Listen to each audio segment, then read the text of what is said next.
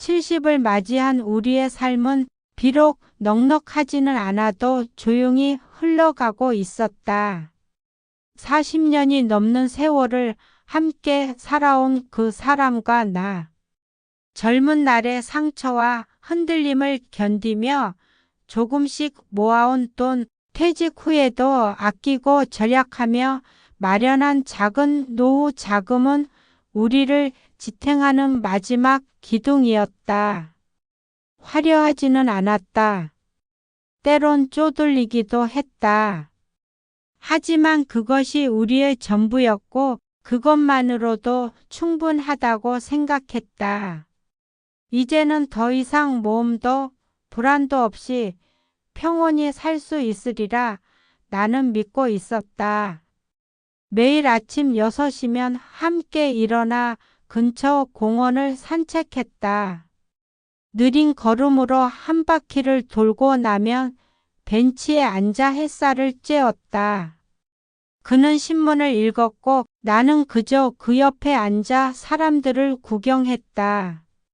젊은 엄마들이 유모차를 밀고 지나가면 우리도 저랬었지 하며 추억을 떠올렸다. 조깅하는 젊은이들을 보면 저 나이가 참 좋을 때인데 하고 중얼거렸다. 점심은 소박했다. 된장찌개 한 그릇, 김치 몇 조각, 밥 한 공기면 충분했다. 가끔 생선이라도 구워주면 그는 어린 아이처럼 좋아했다. 역시 당신 손맛이 최고야라는 그의 말에 나는 쑥스러우면서도 기분이 좋았다. 그것이 우리의 일상이었다. 저녁이면 뉴스를 보며 차 한 잔을 나누었다. 세상 돌아가는 이야기를 하다가도 결국엔 손자, 손녀 이야기로 끝이 났다. 우리 막내 손자, 요즘 공부를 잘한대. 큰 손녀가 취직했다며 하는 이야기들. 그것이 우리에게 남은 가장 큰 즐거움이었다. 한 달에 한 번쯤은 자식들이 찾아왔다.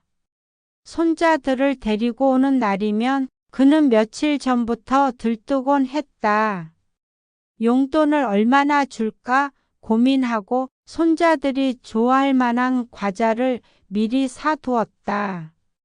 비록 큰 돈은 아니었지만 10,000원짜리 몇 장을 손에 쥐어주며 할아버지가 사탕이라도 사 먹어라 하는 그의 표정은 세상을 다 가진 사람처럼 행복해 보였다.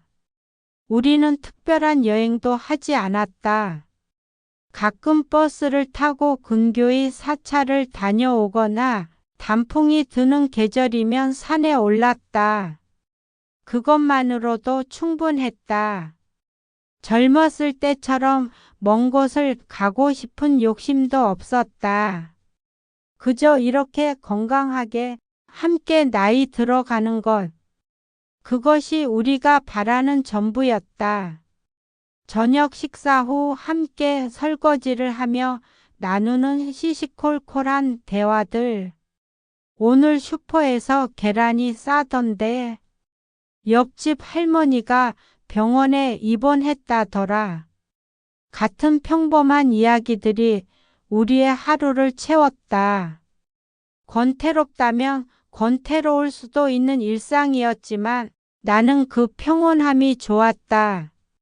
파도처럼 일렁이는 삶보다는 잔잔한 호수 같은 나날들이 우리에게는 맞았다. 밤이면 나란히 누워 천장을 바라보며 중얼거렸다. 우리 이렇게만 살다 가면 되는 거 아니겠어? 그러게요. 건강하기만 하면 되지 뭐. 그것이 우리의 소원이었다. 거창한 꿈도 야심찬 계획도 없었다. 그저 아프지 않고 서로를 의지하며 조용히 생을 마감하는 것. 70 노인네들에게 그 이상의 바람이 무엇이 있겠는가. 나는 이 평온이 영원하리라 착각했다. 아니, 적어도 우리에게 남은 시간만큼은 지속되리라 믿었다. 더 이상 인생에 큰 파도는 없을 거라고, 이제는 조용히 해안가에 정박한 배처럼 편안하게 살 수 있을 거라고 생각했다. 그러나 나는 몰랐다. 인간의 욕망은 나이와 함께 늙지 않는다는 것을. 70평생을 살아온 노인의 가슴 속에도 여전히 불씨가 남아 있다는 것을, 그리고 그 불씨가 한순간에 우리의 모든 것을 태워버릴 수 있다는 것을. 그때는 미처 몰랐다. 변화는 아주 미묘하게 시작되었다. 어느 날부터 그는 스마트폰을 들여다보는 시간이 부쩍 늘어났다. 아침 산책을 나갈 때도, 식사 후에도, 심지어 잠자리에 들기 전까지도 화면에서 눈을 떼지 못했다. 처음에는 뉴스나 유튜브를 보는 것이려니 생각했다. 나이 들어서도 새로운 것을 배우려는 모습이 기특하기까지 했다. 그러나 그의 눈빛이 달라지고 있었다. 화면을 바라보는 그 눈에는 묘한 열기가 서려 있었다. 70평생을 살아온 노인의 차분한 눈이 아니라 무언가에 홀린 듯한 한탕을 꿈꾸는 젊은이의 눈빛이었다. 나는 그 눈빛을 알고 있었다. 예전에도 본 적이 있었다. 40대 초반 그가 처음 주식에 손을 댔을 때, 그리고 50대 중반 선물 거래로 큰 손해를 봤을 때, 똑같은 눈빛이었다. 밤이 깊어도 그는 잠들지 않았다. 새벽 2시, 3시까지 침대에 앉아 무언가를 들여다보고 있었다. 가끔 한숨을 쉬기도 하고 흥분한 듯 몸을 뒤척이기도 했다. 나는 잠든 척하며 그의 뒷모습을 바라보았다. 구부정한 어깨, 푸른 빛에 물든 얼굴, 화면을 향해 숙인 목덜미. 그 모습이 어찌나 처연해 보이던지. 산책 시간도 줄어들었다. 예전에는 매일 아침 빠짐없이 나가던 공원 산책을 이제는 건너뛰는 날이 잦았다. 시장 개장 시간이 중요하다며 아침 일찍 일어나 컴퓨터 앞에 앉아 있었다. 그가 보는 화면에는 빨간색과 파란색 숫자들이 끊임없이 춤을 추고 있었다. 위아래로 요동치는 그래프, 알 수 없는 영어 단어들, 복잡한 차트들. 나는 물어보지 않았다. 아니, 물어볼 수가 없었다. 물어보면 그는 괜찮다고, 공부하는 것일 뿐이라고, 걱정하지 말라고 할 것이 뻔했다. 그리고 나는 그 거짓말을 믿는 척할 수밖에 없을 것이었다. 40년을 함께 산 부부 사이에는 그런 것들이 있다. 서로 알면서도 모른 척 해주는 자비로운 침묵. 그는 유튜브 영상을 보기 시작했다. 각종 코인 전문가들이 나와서 떠들어대는 영상들이었다. 이번 달에 100배 오를 코인, 지금 사지 않으면 후회할 종목, 절대 놓치면 안 되는 기회. 그런 자극적인 제목들이 화면을 가득 채웠다. 그는 메모까지 하며 열심히 들었다. 노트에는 알 수 없는 약자들과 숫자들이 빼곡히 적혀 있었다. 식사 시간마저 달라졌다. 예전에는 텔레비전을 보며 여유롭게 밥을 먹었는데 이제는 스마트폰을 옆에 두고 수시로 확인했다. 국이 식어가도 반찬이 남아도 그는 신경 쓰지 않았다. 오직 화면 속 숫자들만이 그의 관심사였다. 밥을 씹는 동안에도 그의 눈은 화면을 향해 있었다. 친구들과의 약속도 취소하기 시작했다.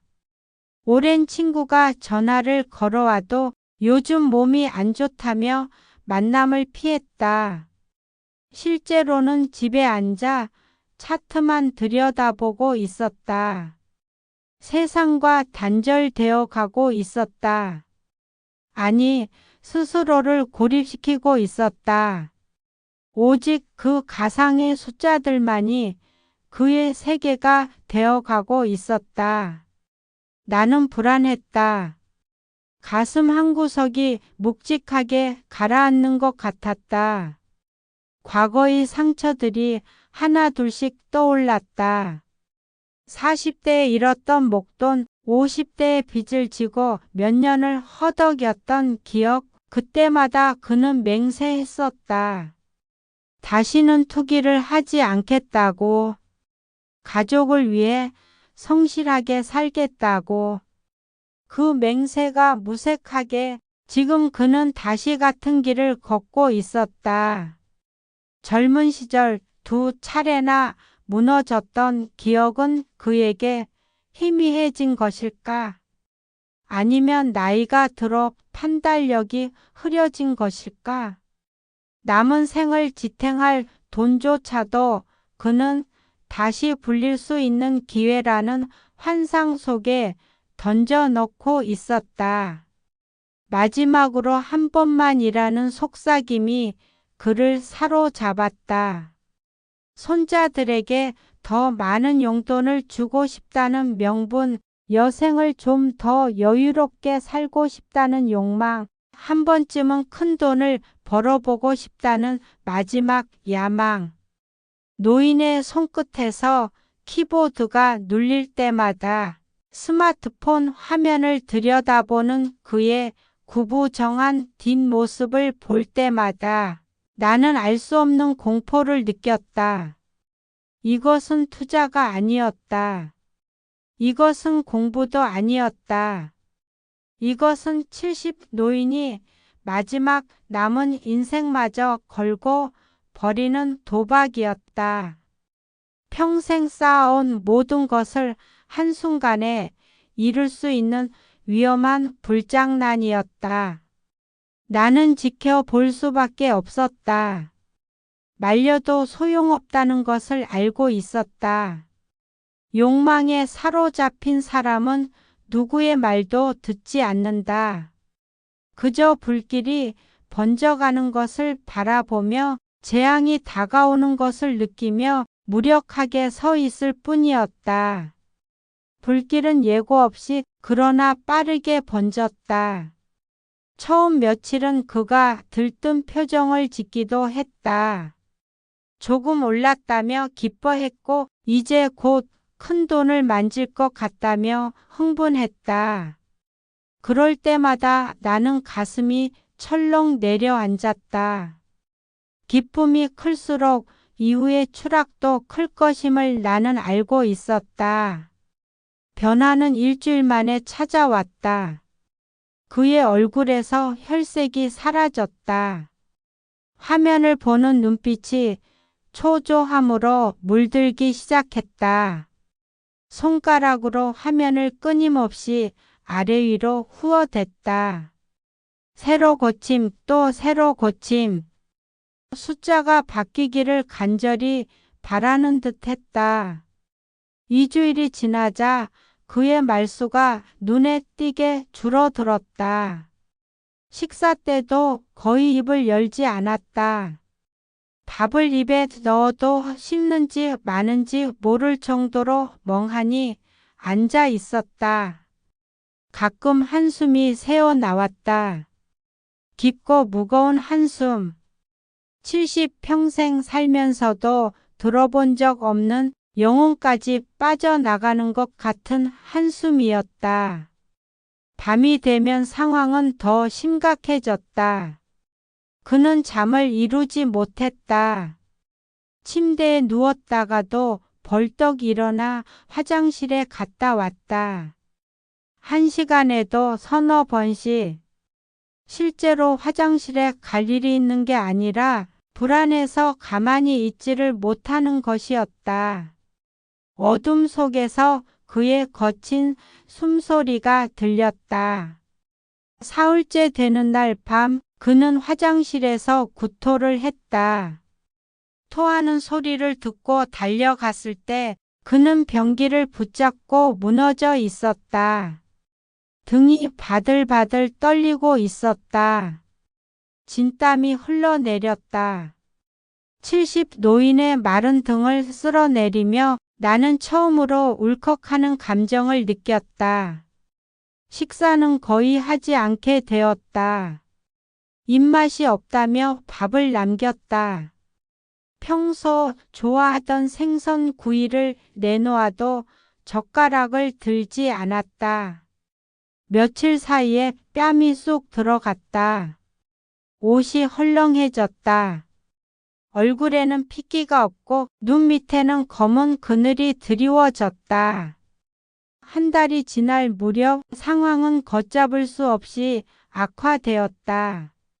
매일 아침 눈을 뜨자마자 화면을 확인했고 확인할 때마다 그의 어깨는 더 축 처졌다. 빨간 숫자들이 화면을 가득 채웠다. 내려가는 그래프, 마이너스 수익률, 청산 위험 알림. 어느 날 새벽 나는 이상한 소리에 잠에서 깼다. 거실에서 들려오는 신음소리였다. 황급히 나가보니 그는 소파에 웅크리고 앉아 머리를 감싸쥐고 있었다. 스마트폰은 바닥에 떨어져 있었다. 화면에는 청산되었다는 메시지가 떠 있었다. 평생 모아온 돈이 사라졌다. 퇴직금으로 모았던 3천만 원, 자식들이 효도하겠다며 조금씩 보태준 2천만 원, 아프지 말자며 의료비로 따로 떼어두었던 1,500만 원. 모두 합쳐 거의 7천만 원에 가까운 돈이 단 한 달 만에 증발해 버렸다.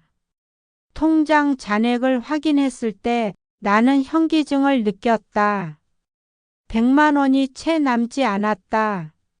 70 노인 2명이 남은 생을 살아가기에는 터무니없이 부족한 금액이었다. 월세도 병원비도 식비도 모두 그 돈에서 나가야 했다. 더 끔찍한 것은 빚이었다. 그는 돈을 더 불리겠다며 대출까지 받았다. 캐피탈에서, 저축은행에서, 심지어 불법 사금융에서까지. 정확한 금액은 알 수 없었지만 대략 5천만 원이 넘는 빚이 우리를 짓누르고 있었다. 그 순간 나는 울지도 못했다. 슬픔조차 너무 커서 오히려 고요한 절망만이 방 안을 가득 채웠다. 40년을 함께 살아온 사람 앞에서 나는 처음으로 완전한 타인을 보는 것 같았다. 소파에 웅크린 그의 뒷모습을 바라보며 나는 깨달았다. 우리의 삶은 끝났다. 70의 나이에 다시 일어설 수 있는 힘은 남아있지 않았다. 청산당한 다음 날부터 그는 거의 말을 하지 않았다. 밥상 앞에 앉아도 숟가락을 들지 않았다. 멍하니 허공을 바라보며 하루 종일 소파에 앉아 있었다. 가끔 한숨을 쉬거나 눈물을 흘리기도 했다. 70 노인이 소리 없이 우는 모습을 보는 것만큼 가슴 아픈 일이 또 있을까? 그의 어깨는 더욱 구부러지고 눈빛은 완전히 꺼져갔다. 거울을 보던 그는 늙어버린 자신의 모습에 고개를 돌렸다. 머리카락은 더 휘어지고 주름은 더 깊어졌다. 불과 한 달 사이에 10년은 더 늙어 보였다. 생기를 잃은 얼굴에는 후회와 자책만이 가득했다. 가장 견디기 힘든 것은 자식들에게 손을 벌려야 할지도 모른다는 굴욕이었다. 평생 자식들에게 짐이 되지 않으려 애써왔는데 70이 넘어 다시 자식들 앞에 무릎을 꿇어야 한다는 사실이 그를 짓눌렀다. 밤마다 그는 중얼거렸다. 어떻게 말해야 하나? 어떻게 고개를 들 수 있을까? 빚 독촉은 시작되었다. 처음엔 문자 메시지로 왔다. 상환일이 지났다는 안내, 연체료가 발생했다는 통보. 그러더니 전화가 오기 시작했다. 하루에도 서너 통씩. 그는 전화를 받지 않았다. 스마트폰이 울릴 때마다 온몸이 경직되었다. 진동 소리만 들어도 식은땀이 흘렀다. 일주일 후에는 집으로 독촉장이 날아왔다. 빨간 봉투에 든 그 서류들을 볼 때마다 나는 숨이 막혔다. 원금의 이자가 붙고 이자의 연체료가 붙어 눈덩이처럼 불어나는 빚의 규모를 확인할 때마다 현실이 더욱 절망적으로 느껴졌다. 이 나이에 어떻게 이 빚을 갚아나간다는 말인가? 그는 일자리를 알아보기 시작했다. 70이 넘은 노인을 고용할 곳이 있을 리 없었지만 그는 매일 인터넷을 뒤졌다. 경비 일자리, 청소 일자리, 무엇이든 할 수 있다고 생각했다. 하지만 나이 제한에 걸렸다. 65세 이하, 60세 이하. 모든 공고가 그를 거부했다. 친구들에게 돈을 빌려달라고 할 수도 없었다. 모두 비슷한 처지의 노인들이었다.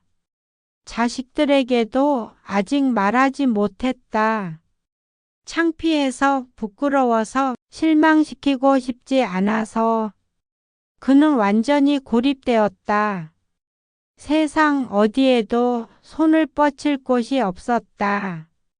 밤이 되면 그는 잠을 이루지 못하고 거실을 배회했다. 창밖을 바라보며 한참을 서 있기도 했다. 무슨 생각을 하는지 알 수 없었지만 그 뒷모습이 너무나 쓸쓸해 보였다. 가끔 그의 입에서 중얼거림이 새어나왔다. 미안하다는 말, 어떻게 하면 좋을지 모르겠다는 말. 한 달이 지나자 그의 건강까지 무너지기 시작했다. 혈압이 오르고 가슴 통증을 호소했다. 병원에 가야 한다고 했지만 그는 거부했다. 병원비가 없다는 것이었다. 아프지 말자며 따로 모아둔 의료비마저 코인에 쏟아부은 것을 그는 후회하고 있었다. 음식도 거의 먹지 않았다. 입맛이 없다며 몇 술 뜨다 말았다. 체중이 눈에 띄게 줄었다. 얼굴은 헬쑥해지고 팔다리는 앙상해졌다. 옷이 헐렁하게 늘어졌다. 거울 속에 그는 더 이상 내가 알던 그 사람이 아니었다. 어느 날 그는 내게 말했다. 보험금을 알아보고 있다고. 자신이 죽으면 적어도 빚은 갚을 수 있을 거라고. 그 말을 듣는 순간 나는 온몸이 얼어붙었다. 70평생을 함께 살아온 사람이 내 앞에서 죽음을 이야기하고 있었다. 삶의 마지막을 평온히 보내리라 기대했던 우리의 존엄은 산산이 부서졌다. 손자들에게 용돈이라도 쥐어주고 싶어 하던 따뜻한 할아버지는 사라졌다. 아침마다 함께 산책하던 다정한 동반자도 사라졌다. 남은 것은 빚에 짓눌려 숨도 제대로 쉬지 못하는 껍데기만 남은 노인 한 명뿐이었다. 인생을 불길에 던진 사람의 곁에서 나는 함께 타들어가고 있었다. 그의 고통이 내 고통이 되었고 그의 절망이 내 절망이 되었다. 40년을 함께 산 부부는 결국 하나의 운명을 공유한다. 그가 무너지면 나도 함께 무너질 수밖에 없었다. 우리는 함께 나락으로 떨어지고 있었다. 우리의 삶은 이미 무너져 있었다. 집 안은 적막했다. 창밖으로 햇살이 들어와도 그 빛은 따뜻하지 않았다. 벽에 걸린 시계의 초침 소리만이 무심히 흐르는 시간을 알려주었다. 그러나 그 시간은 앞으로의 희망이 아니라 남은 생을 어떻게 버텨내야 할지 묻는 잔혹한 심판 같았다. 그는 더 이상 웃지 않았다. 예전처럼 손자 이야기에 눈을 반짝이지 않았고 공원 벤치에서 신문을 읽던 평온한 모습도 사라졌다. 손에는 책도 신문도 심지어 스마트폰조차 쥐어 있지 않았다. 모든 것을 잃고 난 뒤 남은 것은 공허뿐이었다. 눈동자 속에서는 의지조차 사라졌고 살아있다는 사실이 오히려 그를 괴롭히는 듯 보였다. 나는 매일 그를 바라보며 질문했다. 인간은 무엇으로 살아가는가? 돈을 잃으면 전부를 잃는 것인가? 아니면 존엄을 잃는 순간 진짜 끝이 오는 것인가? 우리에게 남은 것은 빚더미 위에 앉은 노년뿐이었다. 젊은 날부터 모아온 시간과 노력, 그리고 마지막까지 지켜야 했던 최소한의 평온이 한순간에 불장난 앞에서 산산이 흩어져 버렸다. 그는 가끔 창가에 서서 멀리 지평선을 바라보았다. 아무 말도 하지 않았지만 나는 알 수 있었다. 그 시선 끝에는 후회가 있었고 끝내 채우지 못한 욕망이 있었다. 그리고 자신이 저지른 파국에 갇힌 무력한 노인의 모습이 있었다. 70의 나이는 다시 일어설 시간이 없다는 것을 그는 누구보다 잘 알고 있었다. 그럼에도 불구하고 두 손을 움켜쥐며 견뎌보려 애쓰는 모습은 처연하기까지 했다.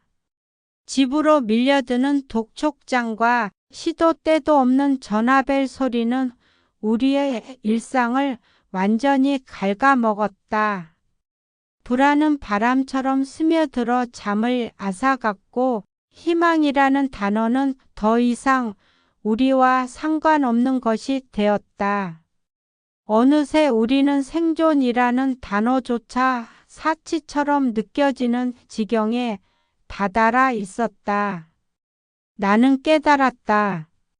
인간의 욕망은 결코 늙지 않는다. 세월이 주름을 새기고 육신을 쇠약하게 만들더라도 마음속 깊은 곳의 불씨는 꺼지지 않는다. 그 불씨는 언젠가 다시 타올라 모든 것을 집어삼킨다. 그가 다시 코인에 손을 대었을 때 그것은 단순한 선택이 아니었다. 남은 생을 불길에 던져 넣는 치명적인 도박이었다. 그리고 그 대가는 잔혹했다. 평생을 함께 모은 돈은 사라졌고 우리의 존엄은 짓밟혔으며 남은 생은 고통 속에서 연명하는 시간으로 바뀌었다. 무엇보다 잔인한 것은 이제 되돌릴 길이 없다는 사실이었다. 젊은 날처럼 다시 일어설 힘도 다시 모을 시간도 다시 꿈꿀 기회도 우리에게는 주어지지 않았다. 삶의 마지막에서 우리가 붙잡을 수 있었던 것은 평온과 존엄이어야 했다. 그러나 우리는 그것마저 잃었다. 노년은 잔잔해야 한다고 믿었지만 우리의 노년은 불길 속에서 타버린 잿더미 뿐이었다. 이제 남은 것은 서로의 주름진 손을 잡고 견뎌내는 것 뿐이다. 나는 매일 스스로에게 다짐한다. 이 비극을 기억하리라고. 인간은 결국 탐욕에 무너지는 존재임을 나이와 상관없이 욕망의 불씨는 끝내 파국을 불러온다는 것을. 우리 삶은 경고였다. 욕망을 다스리지 못하면 어떤 나이에도 끝없는 나락으로 떨어질 수 있다는 피할 수 없는 진실을 증명한 비극이었다. 70의 끝자락, 우리는 불구덩이의 잔해 위에 앉아 있다. 모든 것을 잃었으나 여전히 살아있다. 그러나 이 삶은 더 이상 삶이라 부를 수 없었다. 잃어버린 것은 돈만이 아니었다. 사랑도 존엄도 평온도 함께한 날들의 의미마저도 잿더미 속에 묻혀버렸다. 남은 시간 동안 우리는 불길의 끝에서 꺼져가는 재처럼 살아가리라. 그것이 우리의 운명이고 탐욕에 사로잡힌 대가였다. 좁은 방에 갇힌 노년. 그날 이후 우리의 집은 더 이상 우리 것이 아니었다. 평생을 함께 지켜온 벽과 천장, 구석구석에 스며있던 추억들은 하루아침에 종이장처럼 팔려나갔다. 우리는 급히 짐을 싸서 떠났다. 흔들리는 손으로 낡은 캐리어를 끌고 나오면서 나는 마지막으로 빈 거실을 바라보았다. 그곳에는 아이들의 웃음소리도 우리가 함께 나눈 따뜻한 저녁 식사도 긴 세월을 견딘 시간의 흔적도 함께 묻혀 있었다. 그러나 그 모든 것은 이제 남의 것이었다. 우리가 도착한 곳은 한낮 단칸방이었다. 창문은 작고 빛은 희미했다. 곰팡이가 스며든 벽지는 오래된 습기 냄새를 풍겼고 낡은 전등 불빛은 방 안을 어둡게 비추었다. 겨우 두 사람이 누울 자리를 마련하자 남는 공간은 거의 없었다. 세탁기를 돌릴 자리도 책 한 권 펼칠 공간조차도 허락되지 않았다. 마치 세상이 우리를 작은 상자 속에 가두어 놓은 것 같았다. 자식들은 처음엔 안쓰러운 눈빛을 보냈다. 그러나 시간이 흐르자 그 눈빛은 차갑게 식어갔다. 이제 우리도 살기 힘들다는 말이 되풀이 되었다. 그들의 목소리에는 피곤함이 묻어 있었고 우리를 향한 애정은 점점 의무감으로 변해갔다. 결국 그마저도 사라졌다. 전화를 걸어도 받지 않는 날이 늘어났고 만나자는 말은 차일피일 미뤄졌다. 어느새 우리는 자식들에게조차 부담스러운 존재, 외면해야 할 짐이 되어 있었다. 남은 생활은 참혹했다. 매달 나가는 월세는 우리를 더욱 옥죄었다. 연금으로는 겨우 방세와 공과금, 최소한의 끼니만 해결할 수 있었다. 쌀이 떨어지면 국물에 빵 부스러기를 말아 먹었고 겨울이 오면 전기세를 아끼느라 두꺼운 옷을 껴입고 떨며 밤을 지새웠다. 병원에 가야 할 상황도 있었지만 치료비를 감당할 수 없어 참고 견뎌야 했다. 약 한 봉지조차 사치가 되어 버린 삶이었다. 그의 어깨는 점점 더 무거워졌다. 노인의 얼굴은 주름보다 더 깊은 절망으로 가득 찼다. 한때는 웃음 많고 씩씩하던 그가 이제는 구부정한 허리로 방 안을 맴돌며 허공을 응시할 뿐이었다. 나는 그런 모습을 옆에서 바라보며 이 모든 것이 우리 노년의 종말임을 느꼈다. 창밖에는 세상이 여전히 분주히 흘러가고 있었다. 사람들은 웃고 일하고 여행을 떠나며 삶을 이어갔다. 그러나 우리의 시간은 멈춰 있었다. 단칸방 안에서 우리는 점점 잊혀져 갔다. 아무도 우리를 찾지 않았고 아무도 우리의 이야기에 귀 기울이지 않았다. 나는 종종 눈을 감고 우리가 한때 지녔던 집과 가족의 풍경을 떠올린다. 따뜻한 저녁 식탁, 아이들의 환한 미소, 손을 잡고 나란히 걷던 평범한 일상이 눈앞에 스쳐 지나간다. 그러나 눈을 뜨면 현실은 차가운 방바닥과 어둠뿐이다. 이제 남은 것은 끝을 향해 흘러가는 날들 뿐이다. 돈을 잃은 것만이 아니었다. 우리는 집도 가족도 존엄도 잃었다. 삶의 마지막에 남은 것은 단칸방의 벽과 서로의 손을 붙잡은 채 버텨내는 고단한 생존뿐이었다.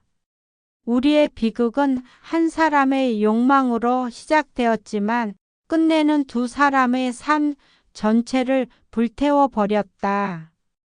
탐욕은 나이를 가리지 않고 결국 우리를 세상의 가장 낮은 자리로 밀어냈다. 이제 단칸방 안에서 나는 조용히 깨닫는다. 이것이 우리가 택한 길의 마지막이라는 것을, 그리고 이 좁고 어두운 방이 남은 생의 무덤이 되어가고 있다는 것을.